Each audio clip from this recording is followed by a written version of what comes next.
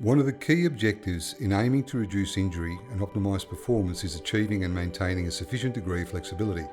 For some sports or activities, flexibility is an essential judged component of a successful competitive performance. The greatest benefit to patients and athletes is achieved ideally when flexibility can be restored immediately, rather than over several weeks.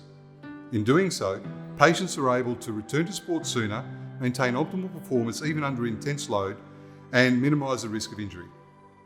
The current approach to achieving lower limb flexibility generally entails persistent static or dynamic stretching, or a combination of both, undertaken over various random recommended durations with no specific target outcome.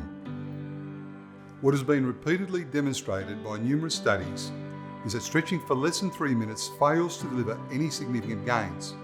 Yet we persist in prescribing this approach in the absence of any supporting evidence. Of the three factors that influence flexibility, namely muscle tendon extensibility, joint restriction and neural limitation, we are more likely to focus on lengthening the muscle tendon unit and to a lesser extent attempt to mobilise restricted joints. What we have demonstrated clinically and supported by 2 separate randomised controlled trials is that altering neural factors delivers an immediate and far greater response than traditional stretching methods. The term neurodynamic release techniques broadly describes any technique or procedure that has the ability to alter neural mobility. These include, but are not limited to, spinal mobilisation, spinal manipulation, and neural mobilisation techniques. The clinical observations of immediate and highly significant flexibility results using NDRT have been strongly reinforced by 2 randomised controlled trials. These were undertaken in conjunction with Bond University in 2011 and 2012. In the first of the 2 trials, which was published in Manual Therapy in 2011, we conducted a single blinded randomised control study in which we compared 36 randomly allocated healthy subjects to pre and post flexibility assessment in either the static stretching group, spinal mobilisation group, or the control group for 3 minutes.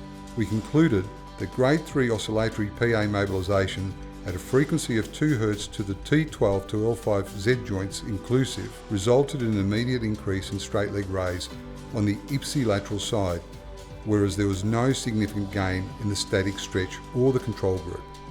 In the follow-up study undertaken in 2012 with a slightly altered research cohort from Bond University once again, we investigated the effects of doubling the intervention time to 6 minutes using the same methodology. The results demonstrated a similar outcome for both the 3 and 6 minute spinal mobilisation group, revealing that the shorter intervention time was sufficient to produce maximal flexibility gains using this approach. It is also established that the benefits of passive stretching appear to emerge following a longer intervention of at least 6 minutes, which is generally beyond the prescribed scope that is currently used by coaches, physiotherapists and athletes. Proposed future studies will investigate the effect of other modalities on flexibility. A larger study is also proposed in which predetermined flexibility targets are achieved using NDRT in an existing sports team. Injury statistics will then be compared to historical data.